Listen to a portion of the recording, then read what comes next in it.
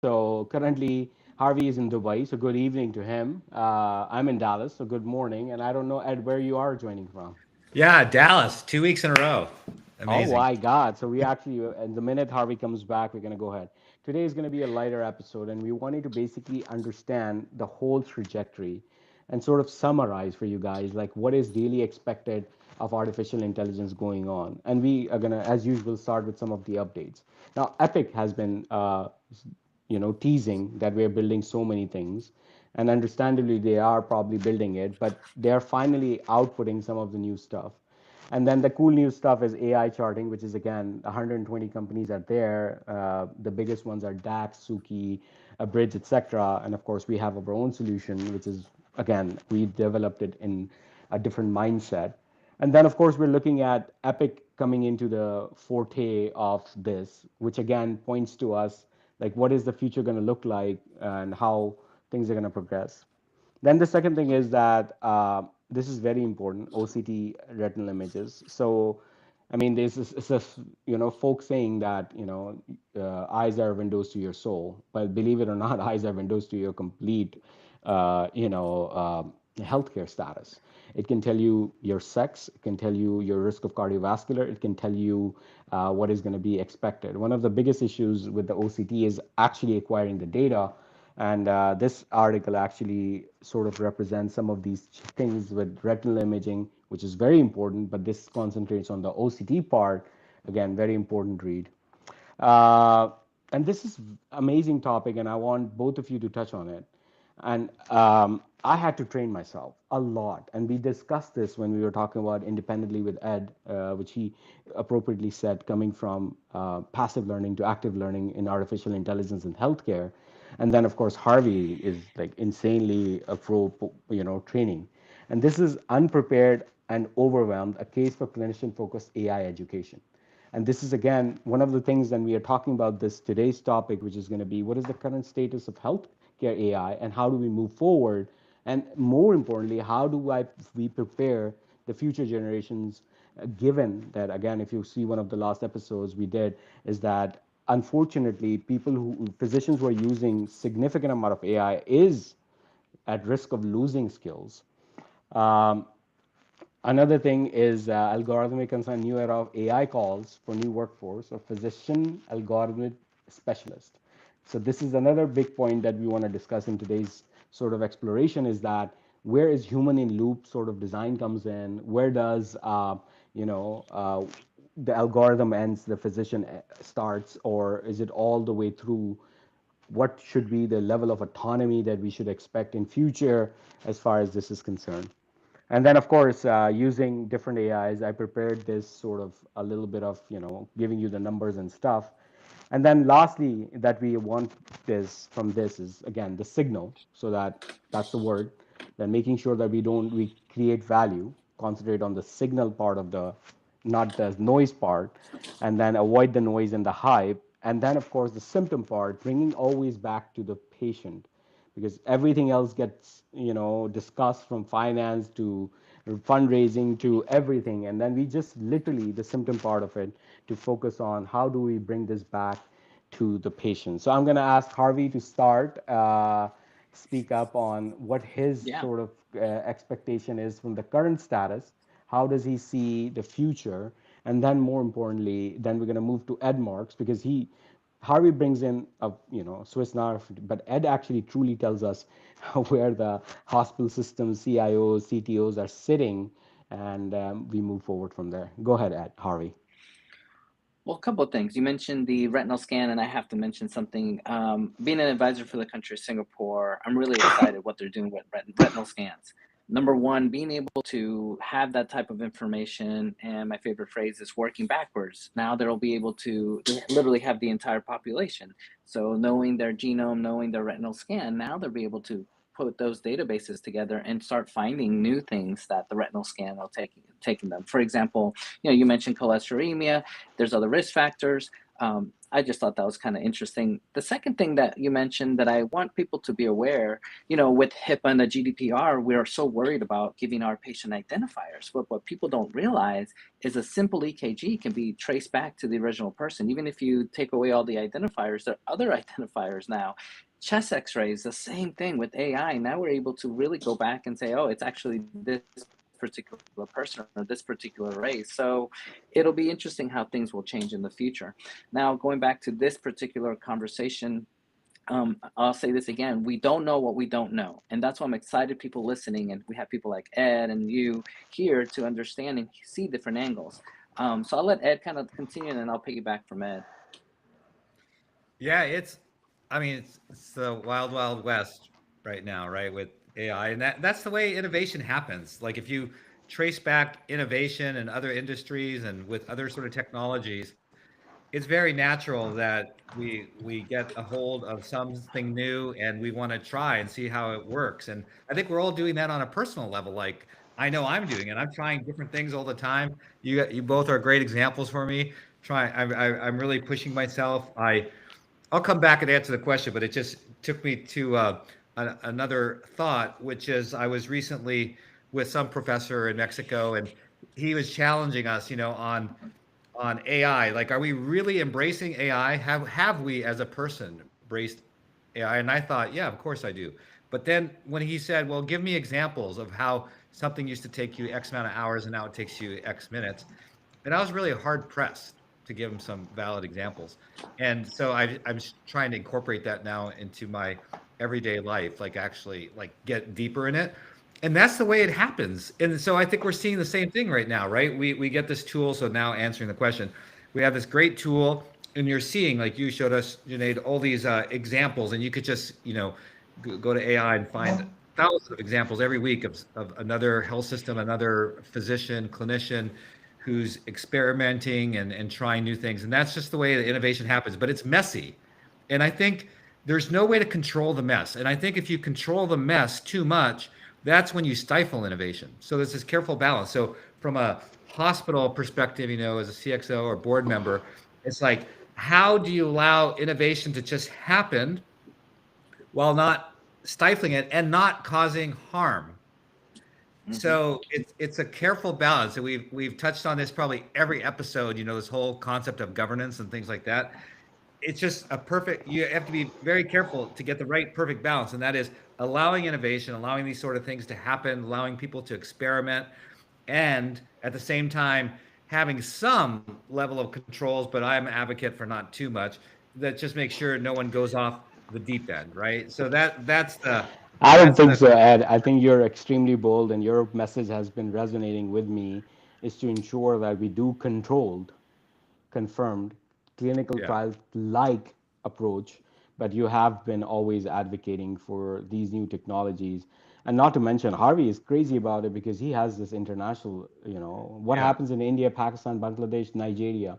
I mean, I keep saying that the whole city of Dallas has 500 radiologists. The whole continent of South Africa has less than 500 radiologists. So it's just I so agree with you 100%. So let me ask you guys because this is the curve that normally is shown Look, Janae, let when me you. pause you for just two Sure, seconds, go buddy. ahead. I just want to piggyback on what Ed just said. So sorry, real fast. I want to tell a quick little story. It's all about this human plus AI, right? Ed sees AI a certain way, you see a certain way, but it's our personality, our clinical gestalt, how we see things, and how we put it together. And I just want to share this story that really brings it to light, and you guys are going to laugh. Big picture, I'm remodeling my house. All of a sudden, I have a glass bathroom shower area, and one of the whole glasses just shattered by itself spontaneously. My mother happened to be with me, and she's like, Harvey, take a picture of the glass, get some good angles, upload all these pictures to ChatGPT and ask what the heck happened. And I did. And I thought, here is my mother encompassing AI saying, look, Yeah. this is how we're going to figure out this problem. But I was in so much shock that I was just kept staring at the glass. I'm like, what the heck happened? And I was trying to figure it out on my own. And she's like, no, no, no, Harvey, let's do this real quick. And then it gave me the answer. I'm like, oh, now I see what happened in this shower. But anyway, I just want to mention what Ed said because it's all about, I always say it's like riding a bike, use AI, it's baby steps. since AI came out or ChatGPT, I've been calling my mom like, "Hey, mom, you gotta do this. You gotta do this." So I just had to share that story because I'm like, "Here's my mom actually teaching me." Dude, my mom asked me like she's forgetting things as a neurologist. Asked me like, what should I do? I told her that the best way to do it is keep your mind sharp, and the best way to do it is to learn a language. And then I told her I installed ChatGPT on her phone, and then of course Gemini for my dad. I just wanted to do a small experiment personally. It's like who's better doing anything. So interestingly, both of them have been using it regularly, and both of them have actually asked me to upgrade their accounts because it's now slow. That's amazing. Insane. You're absolutely right. I'm going to come Nice. back to governance regulation. As a matter of fact, I actually talked to three experts in the last week or so from a legal perspective that how do you even define AI in the healthcare perspective from a legal. And interestingly, the answers were we don't know how to define AI from a legal perspective, right? I mean, Junaid Kalia is a person, entity, whatever. How do you actually define it? It is a big mess. To your point, you are right on the spot as usual, and you're gonna figure out that we're gonna talk about this. Maybe not in this episode, but next episode. Corporate alignment, and then of course regulation. And EU Act is, in my opinion, one of the worst acts that can happen in terms of innovation stifling. But again, how do you control this fine line between regulation and this? So this is what we call the hype cycle. So technology trigger inflated expectation, tough of delusions. This was last year, and then some of enlightenment, and then finally, Epic is coming back. Things are available cheaper, etc. Now the question is, that's what I think. We are here. What do you guys think? Where are we? Current status? I'm going to be a little controversial here and say it depends on what vertical and where you particularly are in your lifespan. So you may have just learned about AI and ChatGPT, and you're like, "Oh my God, this hung the moon. This is crazy for my particular vertical and how I see the world. We are here at the top." And some other parts, if you're in a different mind space and you've seen it, you've been like, "Oh yeah, I was there a couple of years ago. Now I'm actually at the trough." So I personally think it depends on your personal journey. Yeah, and I'm going to answer the question. This Janae, this is the hard part. Having Harvey and I as uh, as co-hosts. We're not compliant, super compliant. Before I answer the question, I did want to say, and Harvey made the point earlier, but I think it's really important to understand. We're going to see the biggest jumps. It actually meshes with this question as well. We're going to see the biggest jumps in outside of the West with AI, right? We saw it with other technologies. We can certainly learn some things from the past. Like in India, there's not a lot of telephone lines, right? We in the United States, you go to all these towns and cities, and you see all these above ground telephone lines that were so costly to put up, and a lot of them were fraught with danger, just the way they were engineered.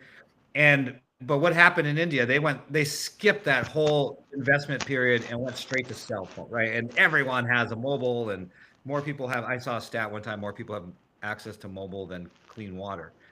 So there was this jump, and I think we're going to see the same in healthcare and AI. We're going to see this big jump in areas outside the West, and then we're going to learn in the West from them. So it's going to be really interesting to see what happens. So where are we in the hype cycle? Yeah, it depends geographically, like to Harvey's point, not just by industry verticals or you personally, but also geographically where we might be. I think we're still early stages. I still think, it's been said already, we don't know what we don't know. I think we're still early stages. So on that hype cycle, um, I think we're starting to come up, but very just in the beginning part after the turn from disillusionment or whatever. I think we're just starting to come up, and yeah, the potential is going to just that graph. The only problem with the graph on the hype cycle is that upswing is going to go beyond the x axis. Would it be the x axis? It's going to go way past that. Hey Ed, and sorry, I keep adding. Sorry, one more thing. I literally just gave a talk on Murtag's law, and let's just throw it in there because heck, why not? What the hell is Murtag's law? It's pretty simple. our organizations, your hospital system, your companies move at a logarithmic rate. So just think of it like a straight line. Technology, AI, is exponential. When those two lines get bigger and bigger and the gap gets bigger and bigger, that organization will have a disruption because something has to change. The gap's getting too big, and the organization will either be acquired, will have to sell off, or some other company that is taking advantage of this technology is going to trump them. So I just had to throw that in there just for food Yeah, for thought. yeah, that's cool. No, you're absolutely right. This is the Murtax law. Technology changes, exponential occurrence changes logarithmically, and you're right. Management becomes a big mess. Um, Two things from my side, actually. One is that you're going to see, again, these slides will be available. That you're going to see that, DeepSeek's low-cost adoption across China's hospital system. Too fast, too soon. Number of searches, total number of hospitals in China has gone from 0 to 80. So 100% concur with Ed's assessment that from a geographic perspective, it's going to be very different how it is adopted, etc. And I'm glad that we are still have an American tech stack, and it's extremely important to me that NVIDIA is the king.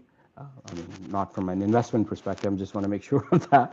But the tech stack that we are using to develop AI still belongs to an American firm because uh, some things like human rights, democracy, all of these are very important values that I love about this country, and I'm happy to be here. And again, happy to be in the great state of Texas, which is my bias. But number two, I wanted to go back to Ed's is that I feel like there's three things, right? Regulation, which is missing. Then there's deregulation, and then there is actually overregulation. And and then that's where the true governance comes in. Before I get into that, I'm going to ask you. I'm going to set the stage. There are two what we call high stakes AI. One is military and one is medicine. And by medicine, I mean med tech, not health tech, right? Blood pressure cuff machines or, insights of your, jogging or anything, which again is important. But what I'm saying is truly med tech, where it is actually a clinical decision support system like FDA and our class 2A clinical decision support is. When you come to regulation at the current state, and both of you have amazing global experience as well, is that the key reason for decreased adoption in US as compared to globally? And if or is there any other reasons as well? And then the second question would be, if so, and you become tomorrow FDA's chairman, how would you adjust it? Man, sounds like Yeah. a good trap. Go ahead. That is the benefit of me being me, right? Yeah. That's why I play host, by the way, because you put me at traps as well. Well, I think innovation flourishes when there's desperation. Hmm. And I think the reason why some technologies, and I think AI is going to be the same way, is going to flourish outside of highly regulated countries, whether you're talking about the EU or North America, is desperation. So there's no choice. So true. So it's going to be the Wild West, where we still have a choice in just called generically the West. We still have a choice because we have healthcare as it exists today, and it feels safe and comfortable. So we're not desperate.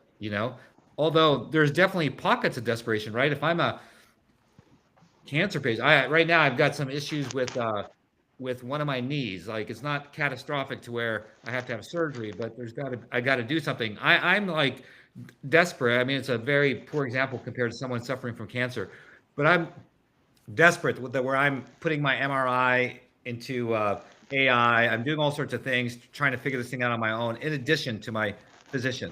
Um, and so, because I want to get That's so back cool. to my athletic competition and all that kind of stuff. So I am like, really searching. And I think if you go to the non-West, where even common everyday maladies aren't being addressed well because of lack of access, different things like that, there's this desperation, and it's going to cause the innovation to accelerate. So that's what I think is going to sort of take place. Is we're going to see acceleration. in the non-West because there isn't regulation that's kind of holding it back. We know the downside, but again, that's just part. If you look historically, that's just part of how innovation happens. You can use things for good and bad.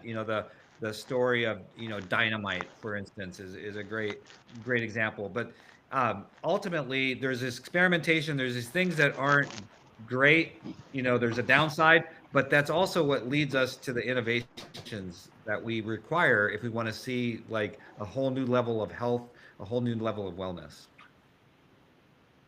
Yeah, this is great. Great, Ed. Good answer, man. I'll hire you for FDA. With that said, I'll jump in. When I look at regulation, I look at three areas. What is Europe doing through the GDPR? What is the United States doing? And then you're going to laugh. What is California doing? So I look at those three. And then depending on those three, I kind of see, okay, I see which way the pendulum could go and how and why.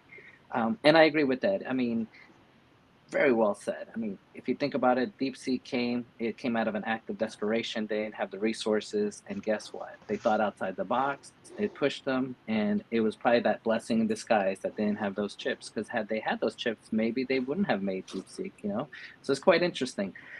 I think on the legal side, it'll be really interesting to see what happens. If I foresee, and I don't think it's not going to happen, if this will happen. It's just a matter of when. And I call it in for sure in the next 12 months, we will see a case where hospital A is using some type of AI, hospital B is not. And some lawyer will say, wait a second, my patient had a better outcome, and my other patient could have had an even better one, but you didn't have AI, and we're suing this hospital. And when that happens, I really see a ripple effect happening because we had this episode last week when we said, hey, these hospitals don't have the resources for it. But now all of a sudden they're going to be looking at legal saying, crap, we need this resource for our hospital. So it'll be really interesting to see what happens because when that starts happening, it may be a domino effect of all these other things coming. What do you Yeah. guys think? Yeah, well, let me jump on that really quick because I guarantee. So this is one thing I'll say definitively. So we'll have to make a marker and remember this date. I guarantee you that within a year, when you know how you go to the hospital and you have to sign away all these forms. People don't really read them, but you sign away like your rights. Um, Yeah, there's your going to be right a kidney. Mm-hmm. yeah, there's going to be a form for AI. There is going to be a specific form for AI, basically covering our bottoms, Harvey, to your point. Because what if we're kind of a conservative organization and we put a lot of rules and pressure, downward pressure, because we're afraid, and so but you could go somewhere else. You could go, we didn't talk about, what's going to happen as well is it already happens today. The tourism, right? Medical tourism is going to go hyperscale because other countries with less regulations are going to be doing a lot of AI super cool things. But even without that, even if it's just the hospital across the street that's a little bit more advanced with AI, and you could go there, maybe get a better outcome. So there's going to be these lawsuits to Harvey's point. And so again, there's going to be a form that you sign that's going to say something about AI and why, and basically protects the hospital and the clinicians. Mm-hmm. I guarantee you, within 1 year. Had a very good discussion with And the chief of. I'm and on sorry. Go my ahead. and sorry to self promote. I had a book, No, you should. and I'll share with you the resources. But it was the ChatGPT Healthcare for Patient Editions, and in there I had a bill of rights for what hospital systems should be on their walls, and it's basically this what we're talking about. Because I figured the other part of it is patients are going to use this thing, but they don't have that healthcare professional background. And if the AI is hallucinating, they may do things because the AI said it. I'm currently in Denmark. In about an hour or so, I'll be speaking as the keynote closer for Federal International Pharmacy Association. And the reason I mention it is one of my biggest fears is you have AI say, hey, here's drug X because we think you have disease Z. And then they literally, in some parts of the world, they can go get that medication. And I'm thinking, oh my God, they're practicing medicine. They don't know certain things. They may be a side effect. They may not even have the disease. And this scares the crap out of me.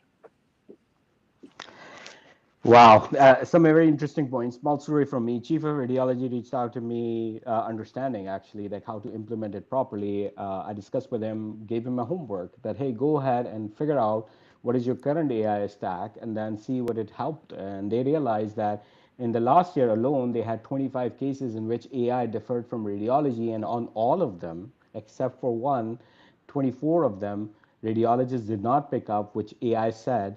And then the problem now becomes for those organizations is already. So you talked about cross organization. I'm talking about internal organizations. Like, oh my God, if somebody found out internally that AI told you that there's a small bleed or there's a breast mass, what kind of lawsuits are they looking for? So one of the hesitations when talking to Ed as well, and this is where exactly I want to take this conversation, is that we are talking about regulation to medical legal, so governance, regulation, and medical legal. Do you see personally when you talk to, like the example I gave you, is one of the parts and parcels of a significant roadblock in AI adoption? Yeah, absolutely. That's exactly right on. That's what we're saying is if it's not regulation, it's fear of what could happen, and why I say again, we're going to come up with some legal document that tries to cover everyone. And and I'd rather have these legal documents say yes, I'm in favor of. It's kind of like we used to sign a document, and we probably still do, but back again a generation ago now, when electronic health records were first starting to bloom, we had to sign away like we're willing to share the information, which is ridiculous. If you think about, I don't know, I think it's ridiculous. If you think about how ridiculous it is that we required people to opt in, I think that's what we called it. You have to opt in to allow my specialist, Janaid, to look at my clinical information and opt in, which is crazy because a lot of people didn't know what they were doing, so they wouldn't opt in. And now I go to see a specialist, such as yourself, and you don't have any information on me. It's just crazy. Or like the example, and we worked hard in the state of Texas to try to overcome this. The example of I'm hurt, I'm injured, I'm incapacitated. I end up Dr. Castro Harvey takes care of me in an emergency room, and Harvey doesn't have he doesn't know any of my history or any of my previous complication, whatever drug interactions to use to leverage to take care of me because I didn't opt in, which again completely ridiculous. And I think we're going to see the same thing happen with sort of AI. Well, I opt in to allow the organization to use AI, and if they do, I forgive them for any mistakes or hallucinations and these sort of things. That's going to happen, and then think about the practical aspects of that. How do you handle that if someone says yes? That's pretty easy, but if someone says no, what do you exclude them from? Because everything is AI enabled, as we know. So yeah, it's going to cause a major conundrum. Yeah, one of the things that we are working on this is essentially creating an analysis and reporting system for the whole organization so they can actually figure out that what the AI readings were, if they're different, and therefore present it to regular sort of assessment, because I think that is part and parcel of the AI governance part that you were talking about. But we need help, right? A software help, because who's going Yeah. to sit there and go back and look at it? So I completely concur. Um, I have another story, but I'm going to let Harvey comment first. Yeah, you were reading my body language. Um, I just want to break it down for people out there why what Ed just said is so important. If, let's pretend you own hospital A and I own hospital B, but you have a huge population in your hospital and everyone is opting in for their data to be used at your hospital. Your AI will be better than mine if my participation is, say, 10% of that. Because likelihood is your hospital, someone in that local population will come and it'll be very reflective of that population that was trained. Whereas I'm only getting 10%. So if you're one out of that 10%, great. But if you're not, then you're not going to get that benefit. And so that's what Ed is trying to say is that it'll make a really interesting dilemma that'll happen in the future. And so I just wanted to break it down for people really to take that point in. Anyway, so keep going, Janae. Well, now I have two stories. So there, I provide telemedicine care, telestroke, and teleneuro ICU. There's a whole system that says that by definition, when you walk into the hospital, you consent to get care, which is common sense, right? I mean, of course, why the hell are you coming into the goddamn door of the hospital if you are not getting care? I mean, are you there to play pool? But there's another organization that doesn't have that. So I have to waste every time. Is it okay to see this? To see you over digital virtual care? So I mean, are you kidding me? And why is it not? universally accessible and Yeah. acceptable at a state or a federal level. I understand Edward Marks completely. This is live, two different systems, one in Georgia, one in North Carolina, that I'm doing every day. Number two, uh, Harvey, we really need to work today, dedicate a whole episode on digital twins, and then also talk about generalization of artificial intelligence from a perspective of yours. What I'm going to tell you right now is that AI is getting so good. I mean, at least when we have pre-trained, we had like millions of data, and we have our own pre-trained model, which is again open source models that we have actually adjusted for our needs. Edge cases are not really generally handled, in my opinion, better. We actually have to create synthetic data. And that's where you are very important that you're talking about that how do you actually go from generalization to specializations and vice versa. If you have a specialized model, how do you generalize it to different populations? Another small story, when we were developing FDA breast imaging, which is already sent once and another, we had to find exact, and that's why I love a little bit of regulation, because in this opinion, FDA was amazing that okay, I need you to find this ethnic Asian with this breast density by RADS2 with this sort of approach, and then make sure that your model works for it. So sometimes actually there was a big problem that was delayed me because I could not find the right data.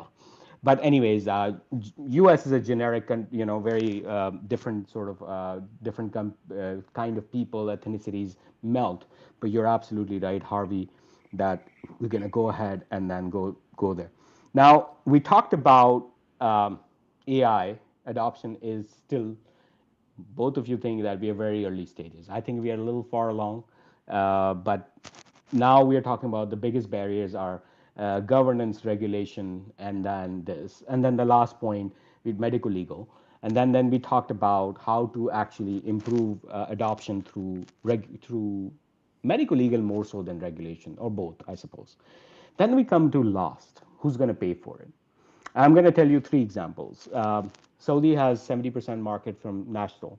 Qatar, similar.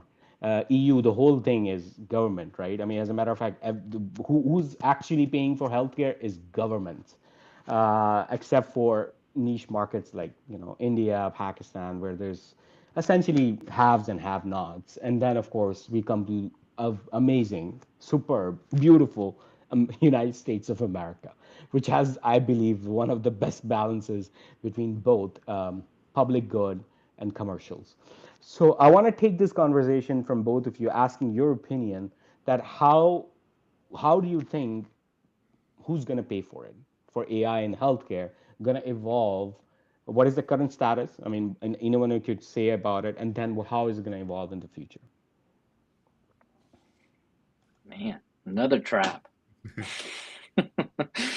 No, joking aside, I can foresee. Obviously, we were talking about this, right? Each region of the country, each position will be different. I foresee a tax coming, and I think not just healthcare. I see eventually there's going to be a tax for the companies that are using AI the most, and they'll have to pay a certain tax to help for some of the displacement that will occur.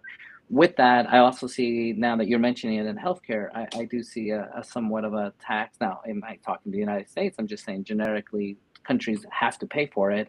Ed will tell us very meticulously this stuff is expensive. The tokens will add up. Our electric bill will go up as well. So that's kind of how I see it happening. Ed, I'm curious what you think. Wow. You know, I'm not sure. I think it may continue just the way that it is done today, but again, the way that healthcare financing works today, very imperfectly. I think it is going to drive more medical tourism. So I think people aren't going to want to pay extra or a premium or anything like that. We're already seeing, the success of medical tourism in different areas. A lot of it's plastic related, or not care critical, like life critical. Although there's some of that, right? Because if I have a cancer that's only treated a certain way, well, this is where we're headed for sure. This already happens today, but I think we're going to see it multiplied. People are going to pay. So answering the question, people are going to pay out of pocket for things that are going to be helpful to them, and it's probably going to be outside of the West. So there'll be more medical tourism because if I know that I could go to Ecuador and they're leveraging AI, or I'll give you a real example that I've been toying with regarding my knee is in Buenos Aires, right in Argentina, where there's a lot of there's advances all around the world, but certainly there and with some certain treatments for my knee and things where they're leveraging AI, they're doing things. Some of it's non-AI, but it's things that aren't allowable in the United States by our insurance companies. But it's definitely the studies are showing that it actually works, and it's just better overall. So I think we're going to see more of that as the United States, as we struggle of all the things that we just talking about, the regulations, the forms, the protections. We're going to struggle how to do it, how to finance it, and there's going to be other countries who are like taking advantage of the situation and providing us certain people an off ramp to go take advantage of AI driven care. So I think we're going to see a lot more. If you're concerned today about medical tourism, which only takes a little bit of a bite out of our system, so I don't think there's a lot of major concern. I think it's going to become a major concern because now my my competitive advantage. So like we're many of us are in Texas. Well, I don't want to name any health system, but let's just say health system XYZ in your city, and all of a sudden you're already competing because of virtual care with other providers around the United States. But now you're going to be but you always had the local ones that required inpatient care. But now those same people, or they required, some sort of physical presence. Those same people are now going to head to Buenos Aires and get their care because it's going to be cheaper, better, faster, and AI driven. A live example, my colonoscopy is going to Yeah, call. I have and ulcerative I'll just colitis. throw Have in you we. ever? Go ahead. Go ahead. No, no, buddy. I was just gonna say we need to do an episode on virtual hospitals and AI because that is a I thing, and I've seen some interesting virtual hospitals, and it's getting bigger and bigger. So sorry, go ahead, buddy. Tell me what Correct, you were and that's mentioning that's about what I your love. I ulcerative think we colitis. want to deep dive in experts rather than bringing in more guests, so that people understand like Yeah. how we are thinking, and that is the core idea behind this. So number one, I have ulcerative colitis. Again, we are very open. Ed has already published books about his actually healthcare. If I do right now do a colonoscopy here in Texas, my copay is going to be $5,000. If I go to Turkey today, I only have to pay for flights and $3,000, and they will do a complete executive checkup, which includes endoscopy, colonoscopy, echocardiogram, 22 specialists for $3,000. So, I mean, I was actually talking to my wife and said, "Hey, why don't we just go for Turkey? You guys can have like a good fun, and then I'm just gonna get all this done, and we're gonna be back in 5 days." Insane, and you were absolutely right on this. This is live today. You can check it up, by the way, if you want to. Number two, I want to bring this up back to a little bit of regulation. We developed AI Scribes, it's fantastic. Everyone's loving it. We're adding prior authorizations and all of this back end stuff too. But what I'm saying is that I did not launch it in Canada. And let me give you an example. They require written consent from the patient to be recorded, written, not, which is Yeah. stupid, right? Because I am also already saying, hey, by the way, I have an AI assistant that's going to be recording our conversations to make sure that everything is accurate. That's exactly what the line we say. We teach, we also onboard different companies on that, clinics and hospitals. So this example where exactly that stupid regulation, we stopped, shipping in Canada, Yeah. periodly. So I just want to give that example Yeah. out as well. And then the third point that we are doing is that we as a company, and that's where I want to bring those experts, and both from a US and India, we are extremely very worried about FDA coming to our ass, right?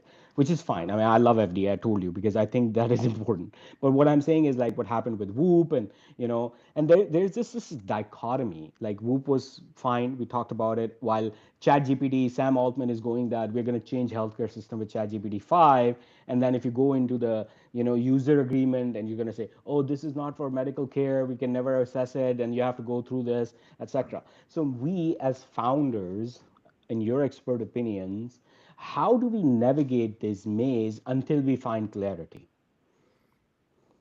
So I think one thing you can do. So I am speaking. I'm on the board of some health systems, and I've been asked to speak to a couple others. And what I am suggesting is creating a sandbox, a play box. And we sort of did this with again. we could take some of the things from the past and learn from them, like when we're doing EHRs and things like that. There was a big concern with EHRs, is, oh my gosh, we're going to kill people. And so oftentimes we would create a sandbox, kind of a safe place for people to experiment, to innovate before we release it. So instead of saying, no, you can't do anything, and then people are stifled and they don't do anything, and we don't take advantage of advanced care capabilities, when you create a safe environment, let people play, and then as they gain confidence and they can prove things out, using scientific methodologies, then you could release it. So don't stifle them, because you're going to stifle innovation, and people are going to be like, okay, well, I make a pretty decent living. I'm just going to keep doing what I do. I mean, this happens all the time. So if you create an AI sandbox, for lack of a better term right now, and allow your clinical staff, whomever, administrative staff, to have a safe place where they can play, experiment, innovate, and then as we gain confidence, again, I'm not suggesting that we allow people to experiment, on live patient, but if we experiment in our sandboxes, create this environment, we will have a process and then let them go and flourish, because this is what's going to happen, and it's happened already today. I guarantee you. Again, even a couple of years ago, at the last place where I was CIO, was at a health system, I literally found servers. I mean, it still happens today, and now it's in the cloud. But you will find servers or cloud. It was both, where people are doing their own thing to bypass regulation that you, as a health system, hospital administrator, have put in place. So it's happening anyway. So that's why I was always an advocate of open the borders, allow people to play, experiment. I want them to play and experiment in my cloud environment, not in their own, using some off the shelf, product that probably wasn't HIPAA compliant, all that kind of stuff. So do you see what I'm saying? Is you have to embrace this. You have to allow innovation to happen. Create a safe place, not too many regulations, and allow this experimentation. And as people show that they have capability and all that kind of stuff, let them go, let them flourish, and then partner with someone like yourselves, partner with some other company that has this expertise, and do things and innovate together. I mean, that's another whole nother, right? We have so many topics we could go down, all these different rabbit holes, but partner. Why try it yourself? That's another thing that kills and stifles innovation and AI, is we try to do it everything ourselves because we want to look good. Like, oh, we want to publish the report, XYZ hospital. That's ridiculous. You should be partnering with an organization that is expert in this, perhaps in other industries, even perhaps around the world, and then partner with them and then do these amazing things. And you will accelerate innovation and AI capabilities, because they already have, tool set. They already have some guidelines. They already have sort of this safety features. Anyways, I could go on and on, but I think that's what's required. Harvey, I'm going to ask you to set up another trap for you. So I'm a Okay. physician. Patients come in, and then there was a time where we had Dr. Google, right? Some niece and nephew and everything would have say Dr. Google, but now, of course, it's Dr. Gemini, Dr. ChatGPT. Even Google itself has like now AI mode on top of it, and then this is a different contention that I'm getting. That okay, the way that the AI describes shit, it is essentially smells better. I don't know what I can say better, and I cannot even verbose it properly. But the second problem that I have recorders, right? AI scribes and everything, and the patient is bringing their phones and recording the whole conversation, and then saying that okay, this gives me a whole information. So on those 2 points, and then tell me what your opinions are, and we can close today's podcast and we'll start the next one. All right. I've talked about this actually. And I always wear this little pendant whenever I speak, just to kind of, if I remember that I'm wearing it, to talk about that, because I truly believe that now patients are recording more and more and more. And from a risk management point of view, at one point I owned hospital systems, and I'm worried that this will become a legal issue on two fronts. One, who's to say that the transcription wasn't altered? And now they say, well, the doctor never said that. And then you look at the transcript and that was erased and manipulated. And now that's a legal case. And it's like, is that really true or not? On the flip side, we all know, unfortunately, there's some individuals out there that will click review systems all, and they didn't ask all those questions, but they will document that is, and that's fraud. And then there's a recording saying, look, that was never asked. And so that's another issue.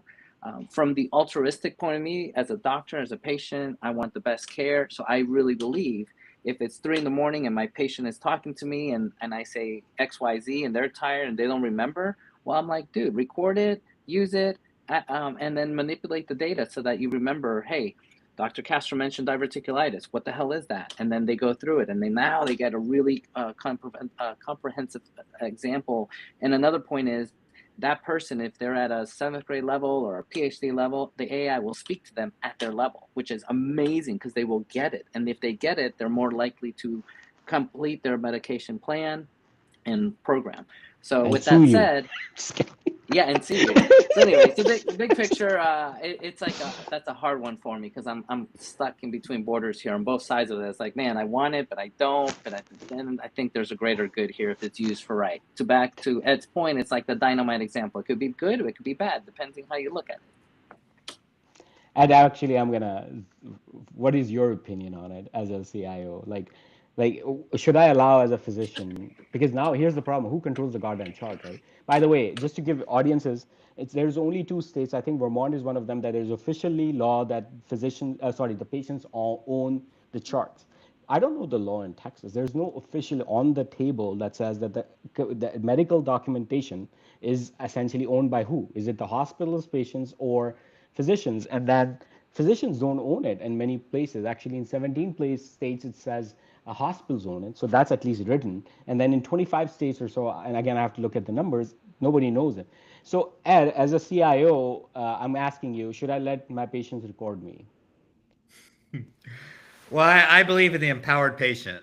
So my answer is yes. And as Harvey well pointed out, it creates this whole nother conundrum. And that's why, part of the solution, there's no magic bullet. I think that's clear and obvious to everyone. And there's no one area where we just need to focus on. But one other thing, and I don't subscribe this to being political at all, but is, tort reform. And it's like, we're very sue happy. And so we all know cases, and you know more than I do, where the easiest one to pick on is OBGYN. There's many physicians I know, friends of mine, that stop delivering babies because something happens that you can't control for, and you're sued and you're out of, your whole life is devastated. And so we're going to see the same thing, I think, if we don't have some controls, the things that we're talking about, because man, I could lose my practice because someone recorded me or put in just half the information into some sort of AI machine and got a different, diagnoses and treatment plan that maybe would have helped them better than the one you gave them. And then so there's going to be someone's going to sue. We know this is going to happen. So again, this is another thing that is causing us not to fully embrace the capabilities of AI and will retard its opportunity to really help save more lives and provide higher quality of care. So I think we need a holistic solution that allows this freedom. I think that's the main point we've all been making. We need to allow for freedom. We need to allow for some coverage, and of course, with some guidelines, right, to protect people. Again, very grateful to both of my experts. Last point, any medication I prescribe has 1 in 10,000 chance of anaphylaxis. I mean, less about the diagnosis and everything. We just need a simple rule like that, right? Hey, Mm-hmm. there is risk and benefits with everything. And we Yeah. disclose that all the time, right? I Yeah. mean, I go and talk. I mean, as a matter of fact, more time is spent on discussing and educating the patient as compared to seeing the patient in terms of objective signings and hard and whatever exam is concerned. I agree with you, Ed, 100%. And again, thanks, Harvey, for making it more confusing for me. But in the next episode, we're going to talk something more. If you need live examples for us, again, thank you. Very grateful that you guys joined us live. Those who are looking at the recording, again, very appreciative. Send us topics, send us feedback. We'll improve with your comments, feedback, etc. Thank you. Bye. And I want to say real Oh, sorry. quick, one Go. sec. Last thing, buddy. Next Monday, I'll be in Dubai. So if you happen to be Beautiful. coming to the conference or in Dubai, please come talk to me. And then you'll like this. I literally just got a text before jumping on this that I will be on the FM radio station on Monday in Dubai. So I'm Oh, excited. But I hope to come next Wednesday so I can bring some of the pearls of what was said Yes. during the conference, because there's a lot of amazing speakers that are going to be there, and I'm just blessed to be part of it. So with that, thank you so much for joining us. And then I just have to make this comment. We got two doctors, and on the middle we got Ed squishing the poor guy. So thanks for joining us. Thanks for putting up with us, Ed. And it's been so much fun, man. Thank you. Thank you. Thank you so much. Thank you.